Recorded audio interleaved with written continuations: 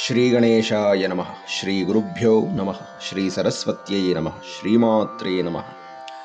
ಭಜೆ ಶ್ರೀಚಕ್ರಮಧ್ಯಸ್ಥಾಂ ದಕ್ಷಿಣೋತ್ತರಯೋಃ ಸದಾಂ ಶ್ಯಾಮಾ ವಾರ್ತಾಳಿ ಸಂಸೇವ್ಯಾಂ ಭವಾನೀಂ ಲಲಿತಾಂಬಿಕಾಂ. ಎಲ್ಲರಿಗೂ ನಮಸ್ಕಾರಗಳು.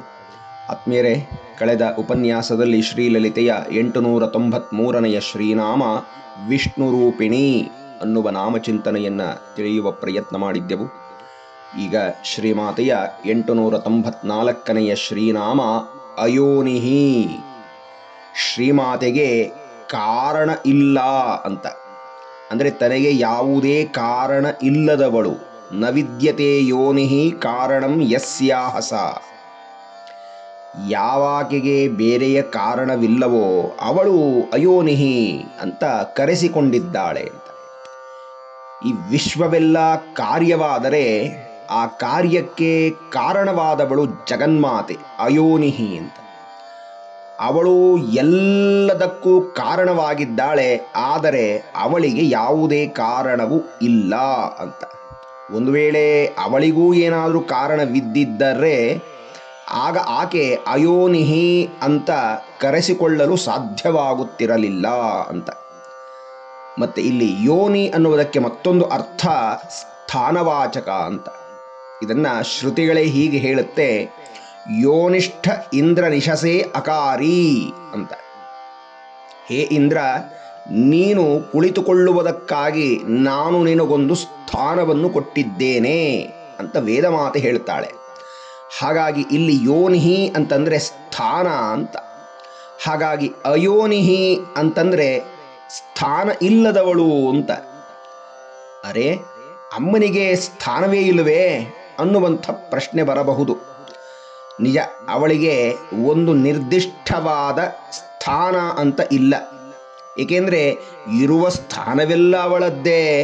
ಅವಳೇ ಸರ್ವವ್ಯಾಪ್ತಳಾಗಿದ್ದಾಳೆ, ಸರ್ವವೂ ಅವಳದ್ದೇ, ಅವಳಿಂದಲೇ ಬಂದಿದೆ ಅನ್ನುವಾಗ ಆಕಾಶದಂತೆ ಸರ್ವವ್ಯಾಪ್ತಳಾದ ಅಮ್ಮ ಅಯೋನಿಹಿ ಅಂತ ಹೇಳಿ ಕರೆಸಿಕೊಂಡಿದ್ದಾಳೆ ಅಂತ. ಮತ್ತೆ ಅಯೋನಿಹಿ ಅನ್ನುವಂತಹ ನಾಮದಲ್ಲಿ ಅಕಾರೋ ಮಹಾವಿಷ್ಣು ಅಂತ ಹೇಳಿದ್ದಾರೆ.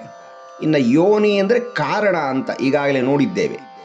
ಹಾಗಾಗಿ ಒಟ್ಟಾರೆ ಅಯೋನಿಹಿ ಅಂತಂದರೆ ಮಹಾವಿಷ್ಣುವಿಗೂ ಕಾರಣವಾದವಳು ವಿಷ್ಣು ಮಾತಾ ಅಂತ ಹೇಳಿ ಜಗನ್ಮಾತೆ ತಾನು ಕರೆಸಿಕೊಂಡಿದ್ದಾಳೆ ಅಂತ. 895ನೆಯ ಲಲಿತೆಯ ಶ್ರೀನಾಮ ಯೋನಿ ನಿಲಯ. ಶ್ರೀಮಾತೆಯು ಯೋನಿಗೆ ನಿಲಯವಾಗಿರುವವಳು. ಯೋನಿಶ್ಚ ಅಸೌ ನಿಲಯಾಚ ಯೋನಿ ನಿಲಯ. ಅಮ್ಮನಿಗೆ ಯಾವುದೇ ಕಾರಣ ಇಲ್ಲವಾದರೂ ಅವಳು ಮಾತ್ರ ಎಲ್ಲಕ್ಕೂ ಕಾರಣಳು ಅಂತ. ಕಾರಣಕ್ಕೂ ಕಾರಣವಾದವಳು, ಆಧಾರವಾದವಳು, ಆಶ್ರಯವನ್ನು ನೀಡಿದವಳು. ಆದ್ದರಿಂದ ಯೋನಿ ನಿಲಯ ಅಂತ ಹೇಳಿ ಅಮ್ಮನನ್ನು ಕರೆದಿದ್ದಾರೆ.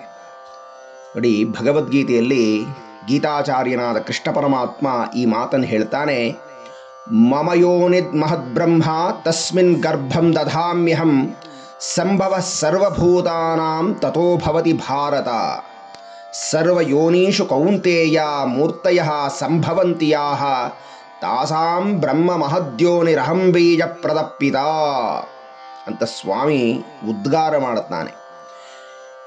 ಅಂದರೆ ಇಡೀ ಐಹಿಕವಾದ ಪ್ರಕೃತಿಗೆ ಯೋನಿ ಅನ್ನುವ ಹೆಸರಿದೆ. ಅದಕ್ಕೆ ನಾನು ಚೈತನ್ಯವನ್ನು ಪ್ರದಾನ ಮಾಡಿ ಚಟುವಟಿಕೆಯಿಂದ ಇರುವಂತೆ ಮಾಡ್ತೇನೆ ಅಂತ ಪರಮಾತ್ಮ, ಅಂದರೆ ಎಲ್ಲ ಸೃಷ್ಟಿಗೆ ನಾನೇ ಕಾರಣವಾಗಿದ್ದೇನೆ, ನನಗೆ ಯಾವ ಕಾರಣವೂ ಇಲ್ಲ ಅಂತ ಹೇಳಿ ಭಗವಂತ ಹೇಳಿದ್ದಾನೆ ಅಂತ. ಈ ಮಾತಿಗೆ ಪೂರಕವಾಗಿ ತತ್ರ ಯೋನಿ ಶಬ್ದ ಪ್ರಕೃತಿಪರಃ ಅನ್ನುವ ಮಾತಿದೆ. ಅಂದರೆ ಎಲ್ಲಕ್ಕೂ ಕಾರಣವಾದ ಯೋನಿಯನ್ನೇ ಪ್ರಕೃತಿ ಅಂತಲೂ ಕರೆದಿದ್ದಾರೆ ಅಂತ.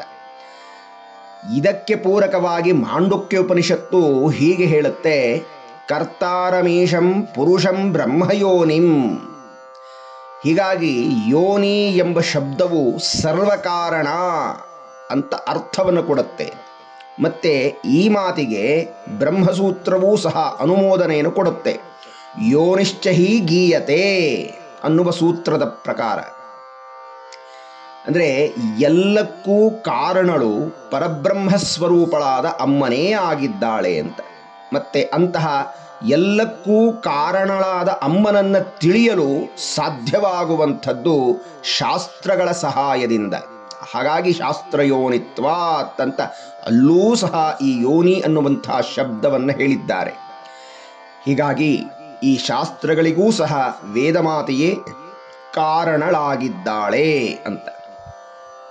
ಮತ್ತೊಂದು ವಾಕ್ಯವಿದೆ, ಯೋನೀನಾಂ ಜಗತ್ಕಾರಣಾನಾಂ ಬ್ರಹ್ಮಾದೀನಾಂ ನಿತರಾಂ ಲಯಃ ಯಸ್ಯಾಂ ಇತಿ ಅಂತ. ಈ ವಿಶ್ವವು ಇಷ್ಟೊಂದು ಅಚ್ಚುಕಟ್ಟಾಗಿ ಕಾಲ ಕಾಲಕ್ಕೆ ಏನೆಲ್ಲ ಆಗಬೇಕೋ ಆ ಎಲ್ಲ ಆಗು ಮಾಡಲಿಕ್ಕೆ ಕಾರಣರಾದವರು ಪ್ರಧಾನವಾಗಿ 3 ಜನ: ಬ್ರಹ್ಮ, ವಿಷ್ಣು, ಮಹೇಶ್ವರ. ಸೃಷ್ಟಿ ಸ್ಥಿತಿ ಲಯ ಮಾಡುತ್ತಿರುವಂಥ ಕಾರಣ ಪುರುಷರಾದ ತ್ರಿಮೂರ್ತಿಗಳು. ಇಂತಹ ತ್ರಿಮೂರ್ತಿಗಳಿಗೂ ಕಾರಣವಾದವಳು, ಆಶ್ರಯವಾಗಿರುವವಳು ಯಾರಿದ್ದಾಳೋ ಅವಳೇ ಯೋನಿ ನಿಲಯ ಅಂತ ಹೇಳಿ ಕರೆಸಿಕೊಂಡಿದ್ದಾಳೆ. ಮತ್ತು ಇನ್ನೊಂದು ದೃಷ್ಟಿಕೋನದಲ್ಲಿ ನಿಲಯ ಅಂತಂದರೆ ನಿಲೀಯತೆ ಜಗತ್ ಯಸ್ಯಾಂ ಇತಿ ನಿಲಯ ಅಂತ ಹೇಳಿದ್ದಾರೆ. ಅಂದರೆ ಪ್ರಳಯ ಕಾಲದಲ್ಲಿ ಯಾವಾಕೆಯಲ್ಲಿ ಈ ಜಗತ್ತು ಸಂಪೂರ್ಣವಾಗಿ ಲಯವಾಗಿ ಹೋಗುತ್ತೋ ಅವಳು ಯೋನಿ ನಿಲಯ, ಅಂದರೆ ಈ ಜಗತ್ತನ್ನು ತನ್ನಲ್ಲಿ ಲಯ ಮಾಡಿಕೊಳ್ಳುವವಳು ಅಂತ ಹೇಳಿ ವಿವರಣೆಯನ್ನು ಕೊಟ್ಟಿದ್ದಾರೆ. ಇನ್ನು ಮಗದೊಂದು ದೃಷ್ಟಿಯಲ್ಲಿ ಮಾಯೆಯು ಆ ಪರಬ್ರಹ್ಮನನ್ನೇ ಆಶ್ರಯಿಸಿದ್ದಾಳೆ. ಅಂತಹ ಮಾಯೆಯು ಆ ಪರಬ್ರಹ್ಮವನ್ನೇ ಮರೆ ಮಾಡಿಬಿಡುತ್ತಾಳೆ ಅಂತ. ಹೇಗೆ ಅಂತಂದರೆ ನೋಡಿ, ದೇವರ ಮುಂದೆ ನಾವೊಂದು ದೀಪವನ್ನು ಬೆಳಗಿಸಿರ್ತೇವೆ. ಸ್ವಲ್ಪ ಹೊತ್ತು ಆದ ಮೇಲೆ ಆ ದೀಪದಲ್ಲಿ ಒಂದು ಕಪ್ಪು ಉಂಡೆ ಸೃಷ್ಟಿಯಾಗುತ್ತೆ, ಮಸಿ. ಅದು ಬರುವ ತನಕ ದೀಪ ಪ್ರಕಾಶಮಾನವಾಗಿ ಉರಿತಾ ಇರುತ್ತೆ. ಒಮ್ಮೆ ಆ ಕಪ್ಪು ಉಂಡೆ ಸೃಷ್ಟಿಯಾಗ್ತಾ ಆಗ್ತಾ ದೊಡ್ಡದಾಗ್ತಿದ್ದ ಹಾಗೆ ಆ ದೀಪದ ಕಾಂತಿಯನ್ನೇ ಮರೆ ಮಾಡಿಬಿಡುತ್ತೆ. ಹಾಗೆ ಪರಬ್ರಹ್ಮನಿಂದ ಬಂದ ಆ ಮಾಯೆಯು ಪರಬ್ರಹ್ಮನನ್ನೇ ಮರೆ ಮಾಡಿಬಿಡುತ್ತಾಳೆ ಅಂತ. ಯೋನಿ ಕಾರಣರೂಪಂ ಬ್ರಹ್ಮನಿಲಯ ವಾಸಸ್ಥಾನಂ ಯಸ್ಯಾಹ ಸಾ. ಯಾವಾಕೆಗೆ ಪರಬ್ರಹ್ಮವೇ ಆಶ್ರಯವಾಗಿದೆಯೋ ಅವಳು ಯೋನಿ ನಿಲಯ.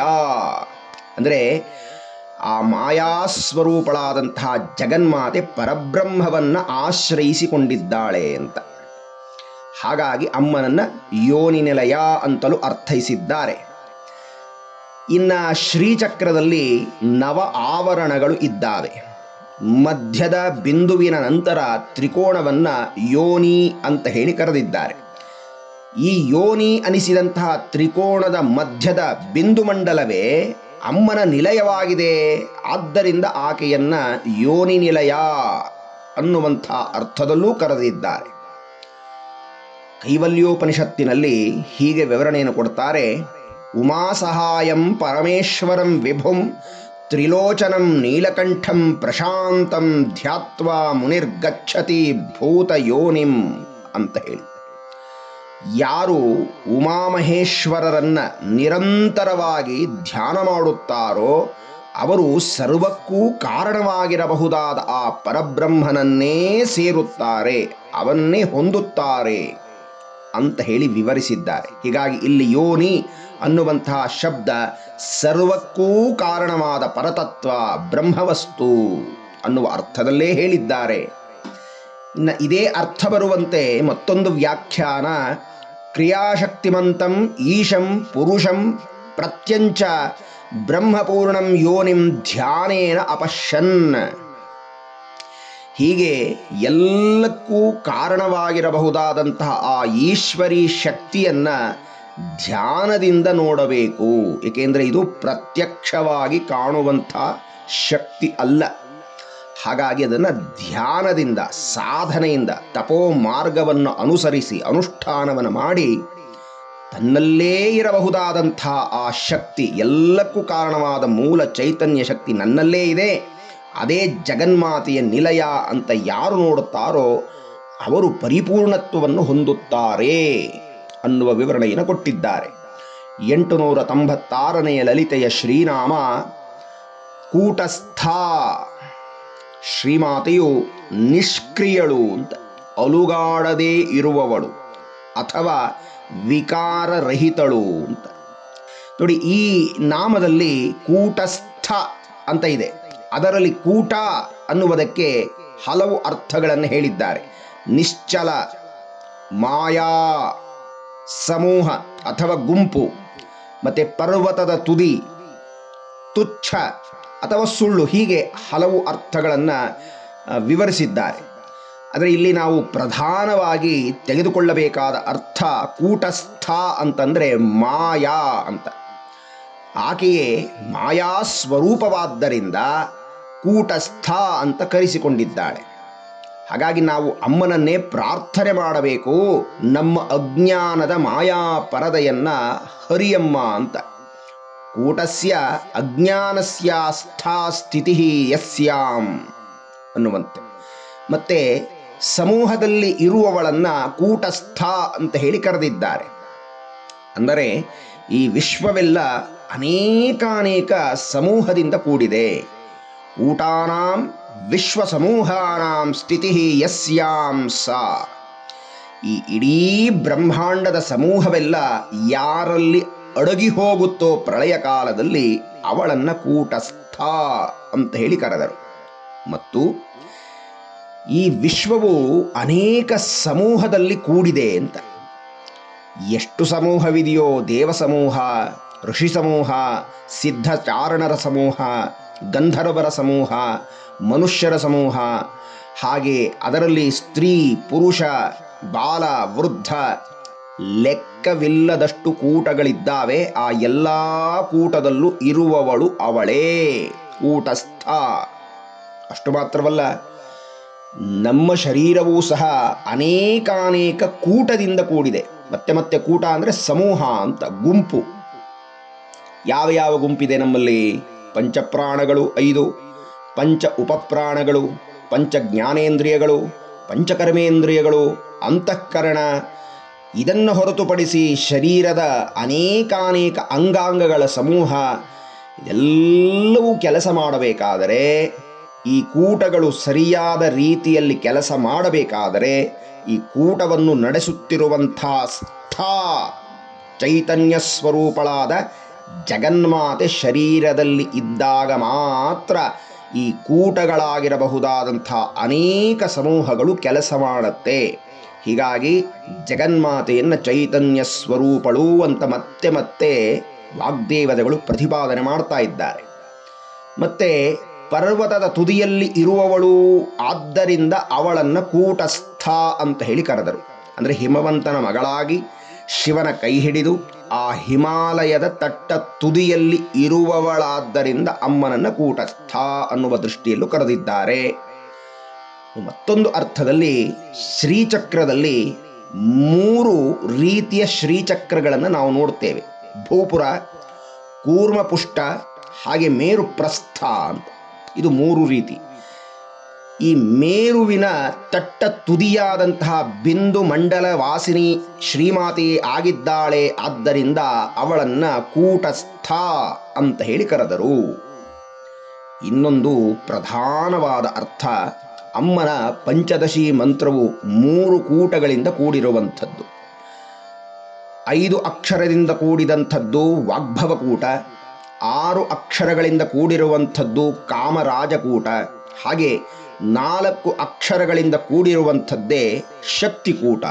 ಹೀಗಾಗಿ 3 ಕೂಟಗಳು ಒಟ್ಟು 15 ಅಕ್ಷರಗಳ ಸಮೂಹದಿಂದ ಕೂಡಿದೆ. ಇದೇ ಪಂಚದಶಿ ಮಹಾಮಂತ್ರ. ಅಂತಹ ಮಹಾಮಂತ್ರ ಸ್ವರೂಪಿಣಿಯಾದ ಜಗನ್ಮಾತೆ ಕೂಟದ ಸ್ವರೂಪದಲ್ಲಿ ಇರುವವಳಾದ್ದರಿಂದ ಅಮ್ಮನನ್ನು ಕೂಟಸ್ಥ ಅಂತ ಹೇಳಿ ಕರೆದರು. 897ನೆಯ ಲಲಿತೆಯ ಶ್ರೀನಾಮ ಕುಲರೂಪಿಣಿ. ಶ್ರೀಮಾತೆಯು ಕುಲರೂಪದಲ್ಲಿ ಇರುವವಳು ಅಂತ. ಅಮ್ಮನ ಆರಾಧನೆಯಲ್ಲಿ 3 ವಿಧಗಳಿದ್ದಾವೆ. ಒಂದು ಕೌಲ ಮಾರ್ಗ, 2ನೇದು ಸಮಯಾಚಾರ, 3ನೇದು ಮಿಶ್ರ ಮಾರ್ಗ ಅಂತ. ಹೀಗೆ ಈ ರೀತಿಯಾದ ಕೌಲ ಮಾರ್ಗದ ಪೂಜೆಯನ್ನು ಸ್ವೀಕರಿಸುವವಳಾದ್ದರಿಂದ ಕುಲರೂಪಿಣಿ ಅಂತ ಕರೆದರು. ಇನ್ನು ಉತ್ತಮ ಕುಲ ಸಂಪ್ರದಾಯಸ್ಥರಿಂದ ಪಾತಿವ್ರತ್ಯಾದಿ ಸದ್ಗುಣಗಳ ರಾಶಿಯಿಂದ ಕೂಡಿದಂಥ ಉತ್ತಮ ವಂಶಜರಿಂದ ಪೂಜಿಸಲ್ಪಡುವವಳಾದ್ದರಿಂದ ಕುಲರೂಪಿಣಿ ಅಂತ ಹೇಳಿ ಅಮ್ಮನನ್ನು ಕರೆದರು. ಇನ್ನು ಕುಲ ಅಂತಂದರೆ ಶಾಸ್ತ್ರ ಅಂತ ಹೇಳಿ ಪರಶುರಾಮ ಕಲ್ಪಸೂತ್ರದಲ್ಲಿ ಹೇಳಿದ್ದಾರೆ. ಹಾಗಾಗಿ ಅಮ್ಮ ಶಾಸ್ತ್ರ ಸ್ವರೂಪಳಾಗಿದ್ದಾಳೆ, ಶಾಸ್ತ್ರದ ರೂಪದಲ್ಲಿರುವಂಥ ಕುಲರೂಪಿಣಿ ಅಂತ.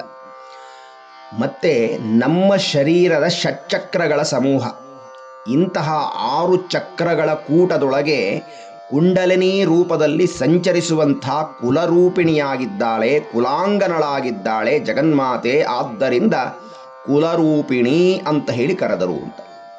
ಮಗದೊಂದು ಅರ್ಥದಲ್ಲಿ ಕುಹು ಅಂತಂದರೆ ಭೂಮಿ ಅಂತ ಅಥವಾ ಜಗತ್ತು ಅಂತ.